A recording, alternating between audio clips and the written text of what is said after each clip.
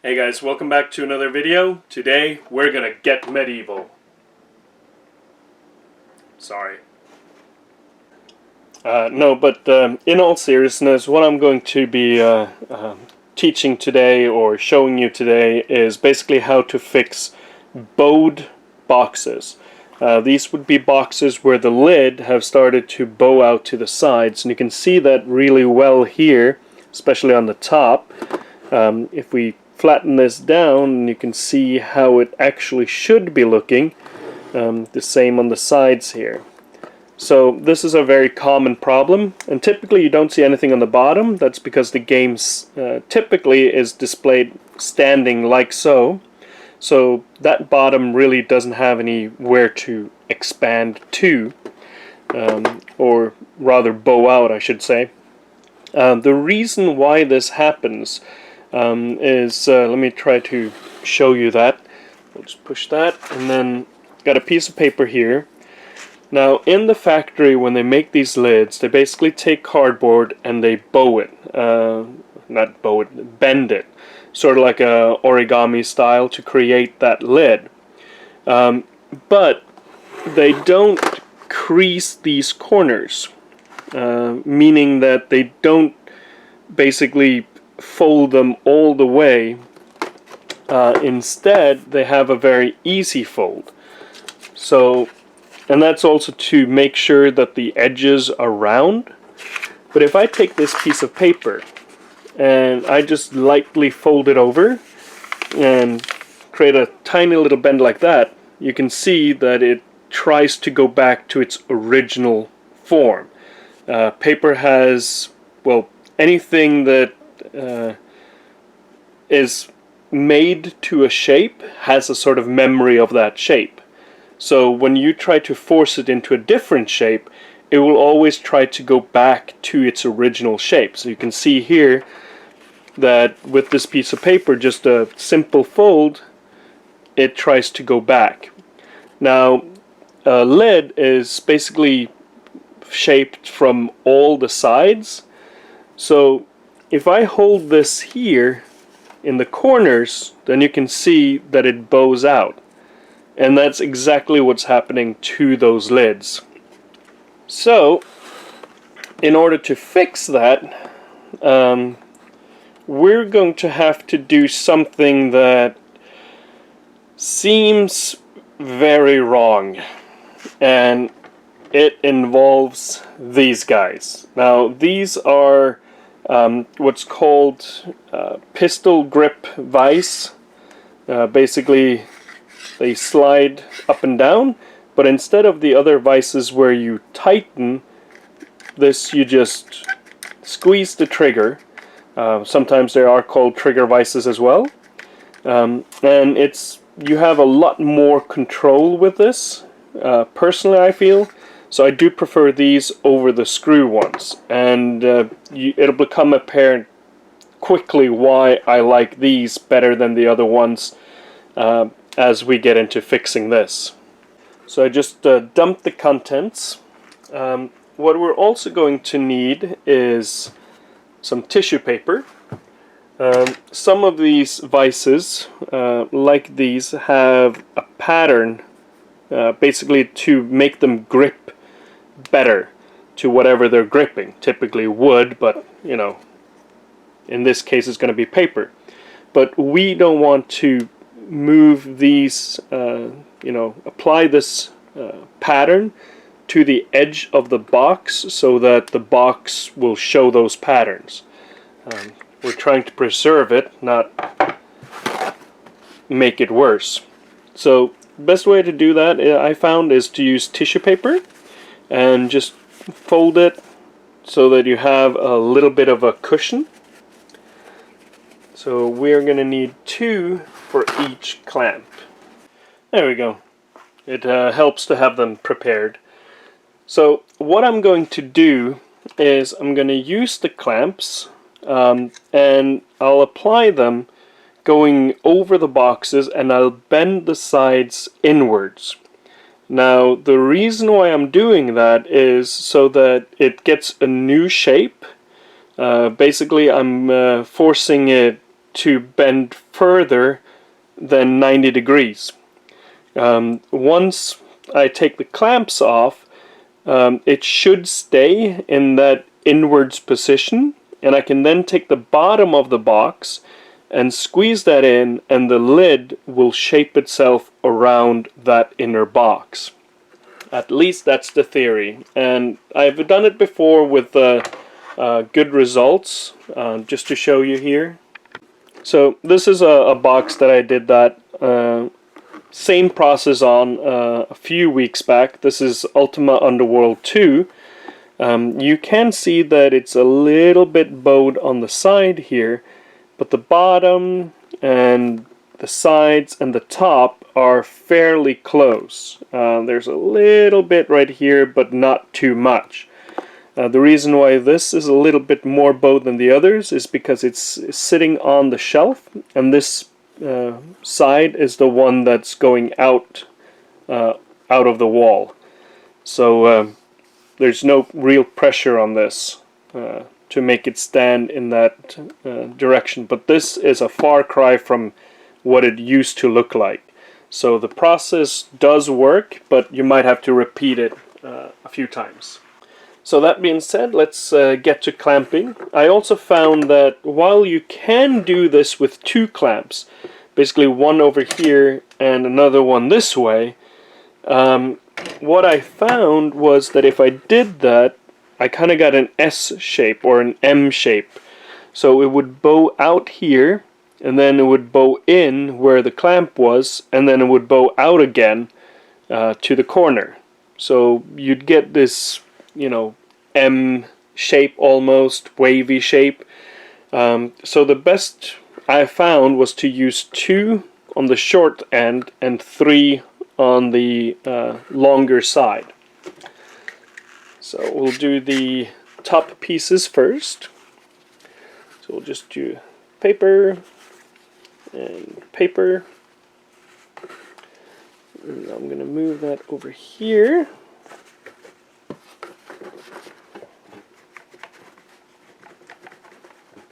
And then clamp it in. And this is why these trigger clamps are so useful, because I can position them fairly easily, and with just a thumb be able to squeeze without squeezing too hard. So you can see here that it's already starting to bow a little on this side.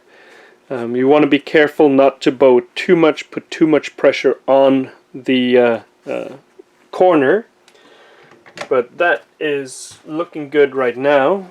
So I'll do the next one,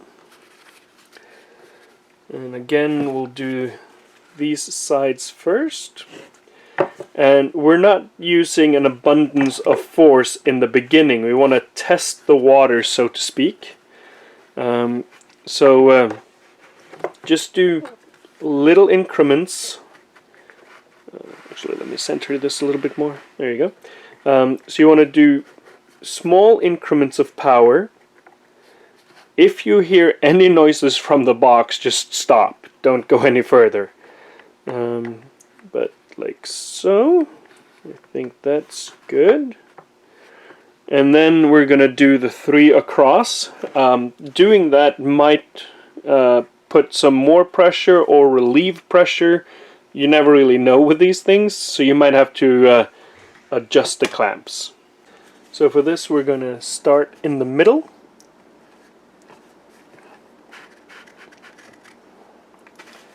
And then just put it on top, because we want the pressure to be at the top of the rim versus towards the center, because we're trying to bend the top in. So, like so.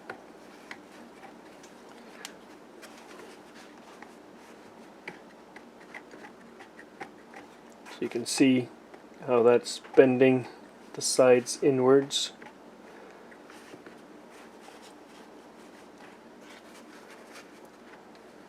So there.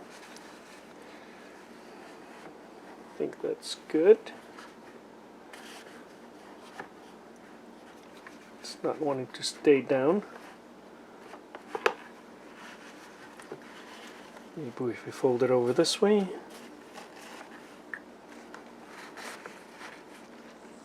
There we go. That'll do it.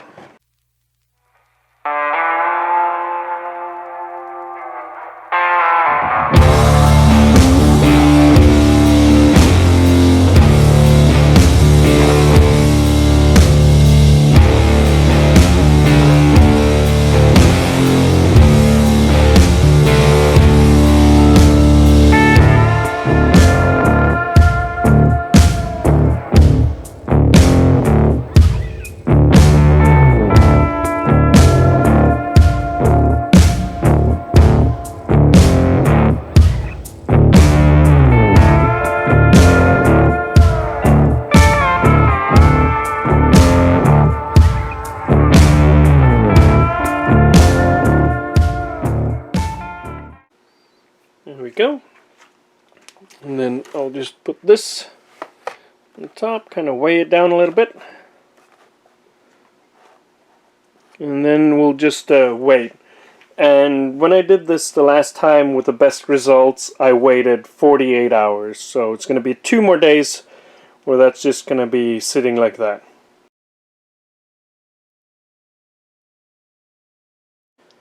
Well, it's been 2 days, but before I show you this one, I wanted to go over a few other options, some ideas that has been thrown around by other people on how you could achieve the same goal.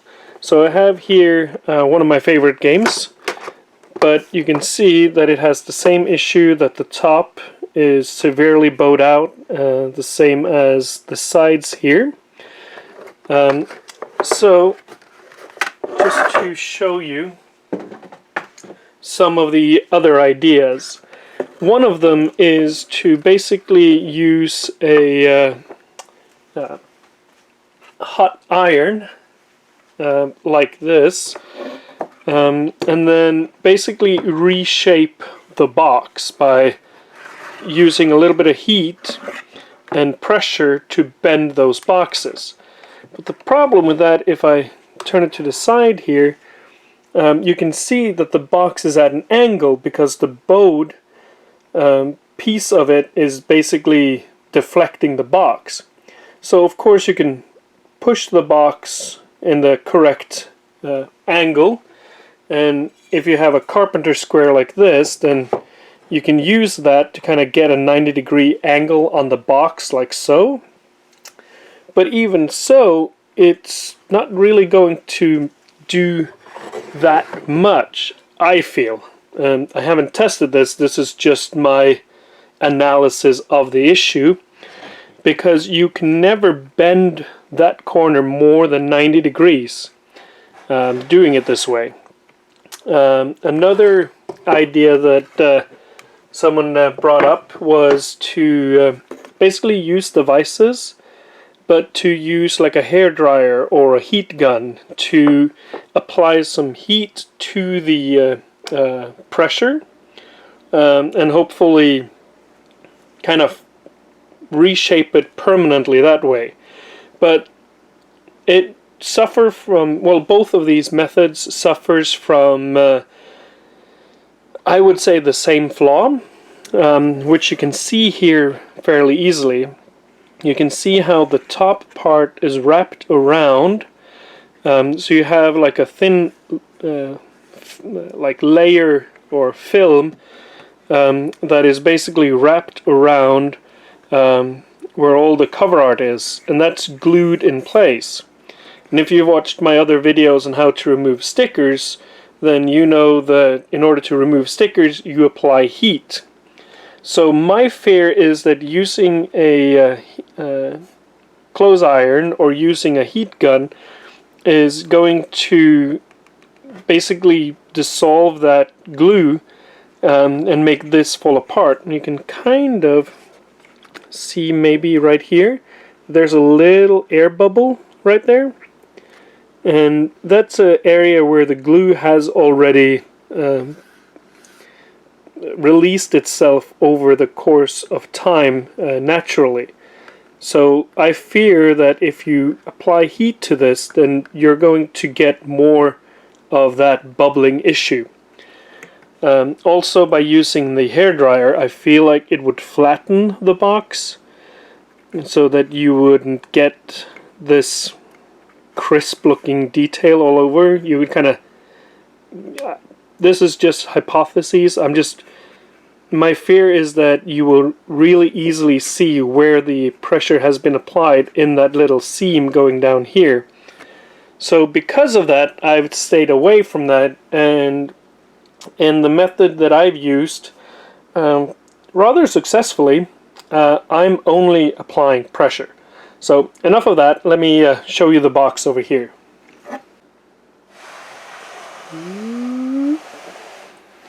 Here we go. So again, this has been 2 days, so let's remove this, and we'll start releasing the clamps. And again, having these trigger clamps is so much easier because you can pull the trigger and then squeeze the top part out, and you're not applying any more pressure or any more force to this. So we will just take these off. And we should start seeing the new shape of the box, and it's going to be bowed inwards quite a lot. So you can already see how much that is bowed inwards. But that's exactly what the purpose is. So here we go. So this is now the new shape. And you can see that it is now bowed inwards. The top is still a little bowed on the top here, but yeah, you can see it really well here how this piece is actually bowed inwards, as is the bottom and this side over here. So now that we have that, we just take the inner box. Normally I would do this the other way around, but for purpose of the camera, I'm going to put that aside, and then we're going to take the box and we're going to put it inside. And what's happening is that the outer box will now reshape itself to fit the inner box. So you can still see that there's a little bit at the top, but the sides are perfect, as is the bottom.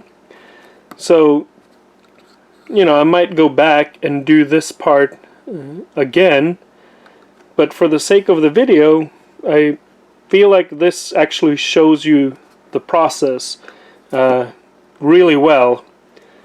So now this inner box becomes the new press, if you like, applying pressure to the outer box outwards, so that you end up with a perfect spine on all sides. So just ignore this, but I still feel like this is a huge improvement over how it used to look. So there you have it. I hope this was useful. Hopefully you'll be able to have some success with your own games. This is one of those issues that has been bugging me for a long time, is to come up with a solution as to how to fix this. And I'm pretty stoked about how easy it actually is to fix a bowed box. One thing that I would say, just to kind of warn you, I guess, is I said it multiple times, but do not put too much pressure on the corners. Because you can easily create like new cracks or dents along these, I would call them fragile corners. The center is a lot easier to work with, but you know, just go slow and take your time, get it right. And sometimes, like in this case, you might have to go back another time and maybe there's one area like the top here that looks a little weird and you just do that again, but in any case, thank you so much. This is going to go back on the shelf.